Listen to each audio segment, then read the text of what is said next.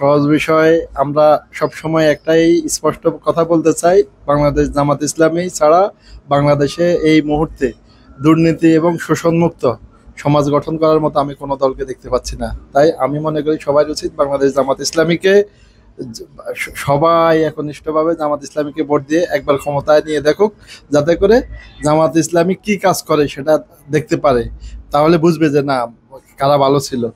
বাংলাদেশ এই 54 বছরে পদার্পণ করলো, এর ভিতরে তো জামাত ইসলামের অনেকগুলো এমপি আসছে, মন্ত্রী আসছে। এই যে অনেকগুলো এমপি এবং মন্ত্রীর মধ্যে কতগুলো চাঁদাবাজ এবং দুর্নীতিবাজ ছিলেন? একবারে 0%। 0%। আপনি কিভাবে এত নিশ্চিত দিতে পারেন? আমি আপনাকে শুধু একটা উদাহরণ দেব। স্পেক্ট্রা গ্রুপ নামে একটা প্রতিষ্ঠান আছে, ওই প্রতিষ্ঠানের সবাই হচ্ছে আওয়ামী লীগ। তো একদিন আমাকে উনার বাগিনা আমাকে ডাকছে যে কোনো একটা পারপাসে।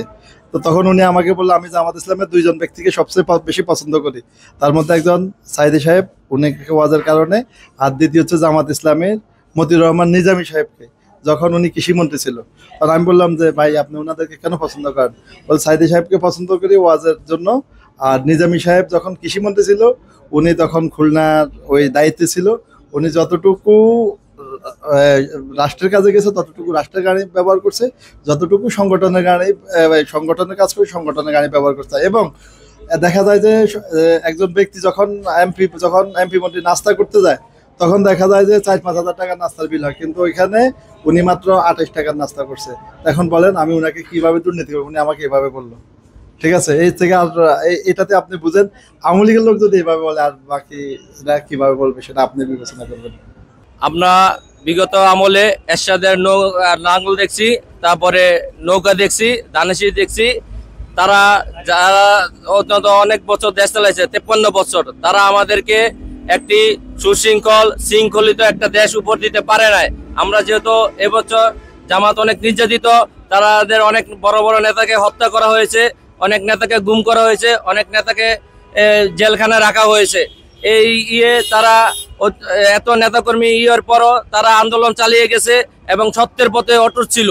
আমরা আশা করি বাংলাদেশ জামাত ইসলাম যদি এই পর্যায়ে রাষ্ট্র ক্ষমতায় আসে, আমরা ইনসাফ ভিত্তিক একটা রাষ্ট্র পাবো এবং এই দেশের সুশাসন কায়েম হবে ইনশাল্লাহ। এখন দল আমি বিএনপি করি। বিএনপি আসলে কি চাঁদা এবং দুর্নীতি দূর হবে? বিএনপি আসলে চাঁদা আগের চেয়ে কমবে, এই কারণে বিগত সরকার যা করে গেছে, কারণ ওরা যে বদনাম কামাইছে ওই বদনাম বিএনপি করতে চাইবো না, তাই এই জন্য কিছু কমবে। আর আমি বিএনপি করি, এই জন্য বিএনপি আসুক, কিন্তু আমরাও চাই বিএনপিতে যাতে আমাদের চাঁদাবাজি না থাকে, এটা আমরা চাই। আপনি সামনে কোন দলকে ক্ষমতা দেখতে চান চাঁদা এবং দুর্নীতি দূর করার জন্য? আগের আওয়ামী লীগকে, কারণ এরা ভালো চালাইছে, দেশ উন্নতি করছিল। এরা এসে এখনো কোনো পরিবর্তন করতে পারে নাই, কারণ পরিবর্তনের জন্য যে উদ্যোগ নেওয়ার কথা ছিল কোনো উদ্যোগ হয় নাই। 480 জন এমপি দেশ ক্ষমতা থেকেও কিছু করতে পারে নাই। মুসলিমে কয়েকজন উপদেষ্টা নিয়ে উপদেষ্টা কয়েকজন, এরা কি সারা দেশ কন্ট্রোল করা সম্ভব? নির্বাচনের মাধ্যমে একটা ভালো দল আসুক, এটাই আমরা কামনা করি। আচ্ছা, সামনে কোন দল ক্ষমতা আসলে বাংলাদেশের মানুষ একটি চাঁদা ও দুর্নীতিমুক্ত দেশ পাবে? আমি চাচ্ছি বাংলাদেশ যেহেতু একটা স্বাধীন দেশ, সেই ক্ষেত্রে যেহেতু এটা আমাদের বাংলাদেশ একটা ইসলামী দেশ, সেই ক্ষেত্রে আমরা চাচ্ছি বাংলাদেশে ইসলাম প্রতিষ্ঠিত হোক। ইসলাম যেহেতু শান্তির ধর্ম, সেই ক্ষেত্রে আমি চাচ্ছি বাংলাদেশে ইসলাম ধর্ম প্রতিষ্ঠিত হোক। সেই ক্ষেত্রে আমি বাংলাদেশকে, যেমন জামাত ইসলামে আছে, হেফাজত ইসলাম আছে, চরমনায় আছে, এদের ভিতরে এরা সমন্বয় করে এক হয়ে বাংলাদেশে একটা নেতৃত্ব গঠন করুক, এটাই আমার কাম্য। আপনি কি ইসলামিক দলগুলোকে ভোট দিবেন? অবশ্যই 100% দিব। যেহেতু আমি বাংলাদেশের লোক, আমি সহ আমার ফ্যামিলি পরিবার আমার যেখানে আছে, আমি সবাইকে চাবো আপনারা সবাই ইসলামের পক্ষে ভোট দিন। আগে কোন দল করতেন আর এখন ইসলামের দিকে আসেন? আমি সারা জীবনে হাত পাকার পক্ষে আছে। দুর্নীতিমুক্ত দেশ পাবো বাংলাদেশের কোন দল ক্ষমতায় আসবে? দুর্নীতিমুক্ত বাংলাদেশে যদি একটি ভালো বৈষম্যমুক্ত দেশ চাই, তাহলে আমরা বাংলাদেশ জামাত ইসলামকে ভোট দিয়ে প্রতিষ্ঠিত করতে হবে। জামাত ইসলামের ভিতরে কি কোনো দুর্নীতিবাজ নেই? আলহামদুলিল্লাহ, আশা করি বাংলাদেশে জামাত ইসলামে কোনো দুর্নীতি এখনো দেখি নেই, চোখে পড়ে নেই। প্রমাণ দেন থাকলে। না, এখনো চোখে পড়ে নেই, কারণ বাংলাদেশ এই যে বর্তমান 2024 সালে জুলাই আগস্টের বিপ্লবের পরে আমরা যে বিজয় অর্জন করলাম, এরপরে আমরা দেখলাম এক দল থেকে আরেক দল কিন্তু হাত বদলের মতন হইলো। এই দেশে যে আওয়ামী লীগ সরকার পুরা দুর্নীতি করে দেশটা শেষ করে দিয়ে গেছে। অথচ সেই দেশটা এখন আমাদের কি করতে হবে? ভালোবেসে এই দেশটাকে গড়ে তুলতে হবে। কিন্তু ভালোবাসার মানুষগুলি খুব কম। এই জন্য আমরা চাই বাংলাদেশে ইসলামী দলগুলি ক্ষমতায় আসুক, বিশেষ করে বাংলাদেশ জামাত ইসলামী, যারা অনেক অগ্রসর, পূর্বেও তারা এমপি মন্ত্রী ছিলেন। হ্যাঁ, আশা করি আগামীতে ওনারা ক্ষমতা আসলে এই দেশটা সুন্দরভাবে পরিচালিত হবে ইনশাআল্লাহ। জামাত ইসলামের মধ্যে কোনো দুর্নীতিবাজ লিডার আছে কিনা? আমার দুর্নীতিবাদ কোনো লিডার নাই। প্রমাণ জীবনে আলী হাসান মোহাম্মদ মুজাহিদ, মতুর রহমান নিজামী, তারা 5 বছর চলেছে, তাদের দুর্বৃত্ত দিয়েছে, তাদেরকে কোনো কিছু খুঁজে পাই নাই। সেই জন্য আশা করি সামনে আমরা বাংলাদেশ জামাত ইসলামের পক্ষ থেকে আমরা নির্বাচন করতে চাই। এখন আমরা জয়লাভ করে আমরা সুশৃঙ্খলভাবে আমরা জাতিকে একটা সোনার বাংলাদেশ উপহার দিতে পারি।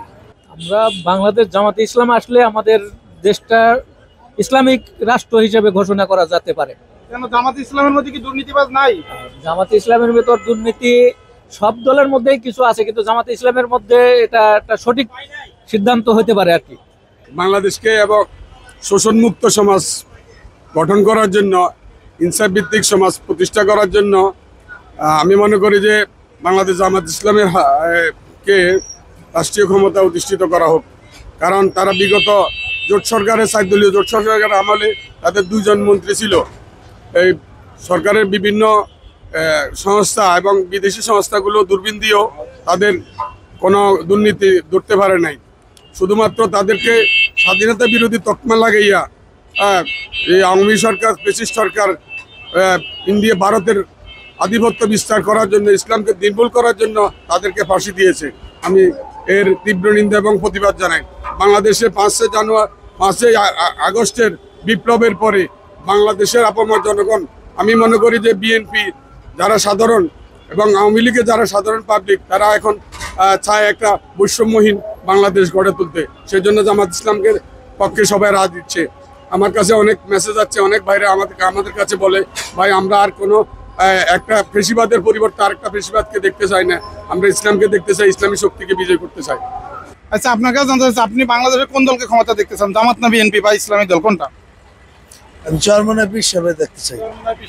আপনি কোন দলকে বাংলাদেশের ক্ষমতা দেখতে চান, জামাত না ইসলামিক দল?